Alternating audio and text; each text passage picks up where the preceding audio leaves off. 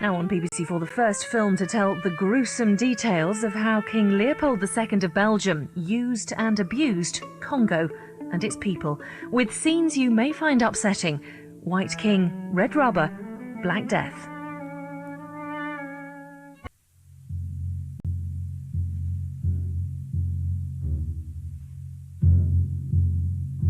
When a series of missionary photographs arrived in England in the late 19th century, they caused outrage.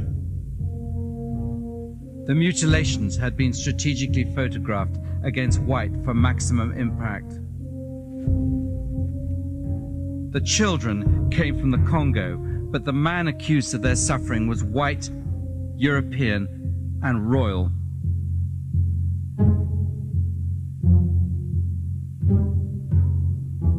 For almost 100 years, evidence has lain dormant of one of the greatest mass murders.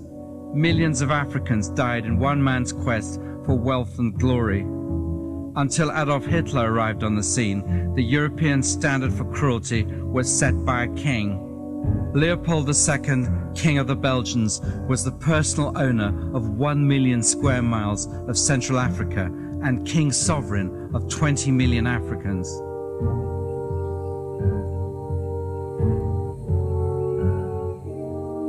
In the 1880s and 90s, the world outside Africa wanted rubber for its new bicycle and car industries, and Leopold's Congo Free State had the world's largest supply of wild rubber.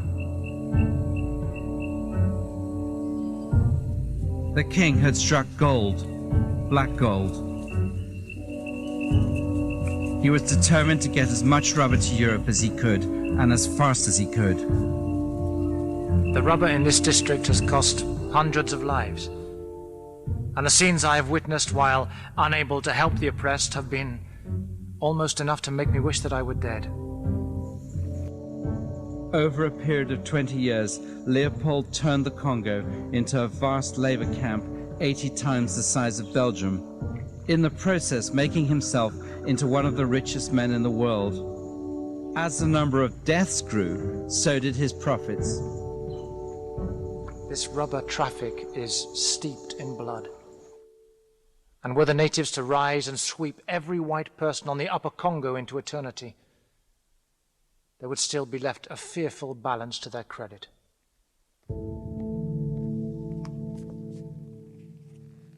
But the longer the king stayed in the Congo, the greater the evidence against him. Missionaries, travelers, and the victims all added to the clamor for the king to be stopped. Na nsima mikolo misato tozongi na mboka tomoni bibembe libanda ya lopango ezinga ndako ya nkumu tomoni na singa moko bakangi na katikati ya zete mibale makata sambo euti ya epai ya mobali. Singa wana ekangamaki na likolo.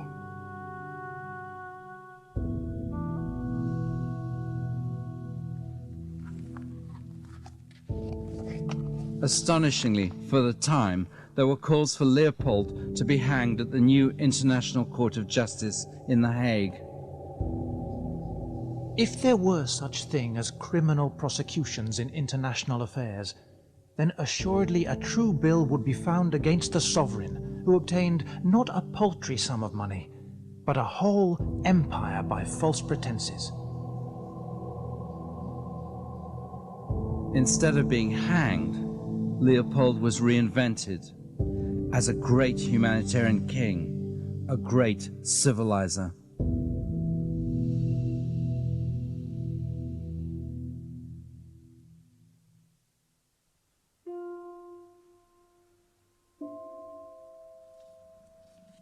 The Congolese historian Elikia Ambokolo believes that the truth about Leopold's crimes was deliberately hidden to protect Belgium and Belgian interests in the Congo.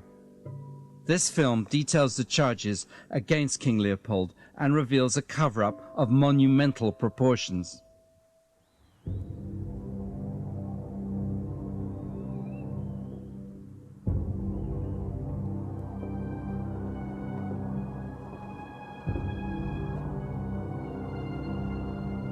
The signs of the wealth that Leopold amassed are everywhere in Brussels, and on an enormous scale.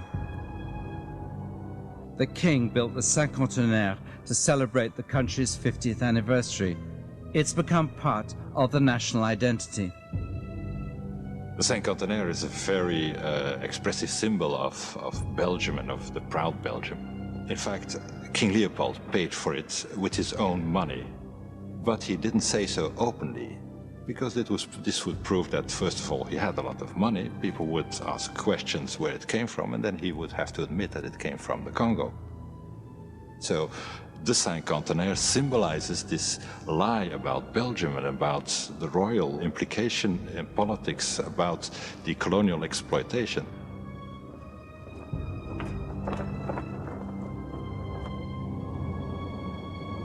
C'est incroyable de voir tous ces embellissements, toutes ces réalisations, toutes ces richesses, sans une seule référence au Congo et aux Congolais. Après tout, si Léopold II a pu entreprendre tout ceci, c'est grâce à la richesse du Congo, au sang des Congolais, aux souffrances des Congolais, à l'exploitation du Congo.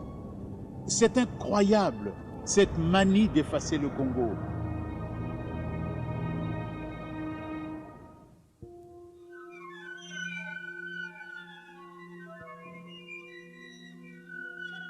The Royal Museum for Central Africa was also built by Leopold and paid for with Congo money. It's a vision of Africa through Leopold's eyes and with a huge dose of homage. Homage to Leopold, who gave the Belgians a colony, and homage to the pioneers who died carrying out the king's wishes. White conquest is mythologized as benevolence, as bringing civilization to the Congo. Cet endroit laisse un sentiment étrange, un mélange de gêne, de surprise et d'incrédulité. Partout revient le même message. Au Congo, les Belges n'ont fait que de bonnes choses, de très bonnes choses. Ce message à usage interne s'adresse aussi au monde extérieur et dit en substance ceci: reconnaissez donc l'œuvre civilisatrice de Léopold II au Congo. Reconnaissez la légitimité de la présence belge au Congo. On m'accuse d'avoir fait fusiller un indigène, ligoté à un arbre. Je suis également accusé d'avoir mené une attaque contre un village, au cours de laquelle beaucoup de Noirs ont été tués.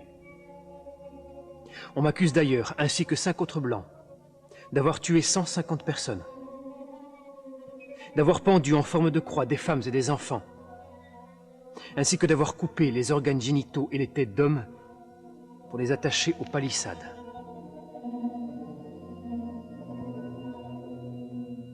There is no doubt that a lot of things happened in Congo Free State under King Leopold II that are clearly unacceptable, that are even scandalous. But one has to look at the sign of the times, and the sort of none of the colonial powers in those days were really softies and had a fairly human approach. I mean, only look at what the Brits and the French and the Dutch who introduced slave trade, or the Germans were doing. So it's not a period of which we can be very proud, but one has to look at it in a particular perspective of time and of history.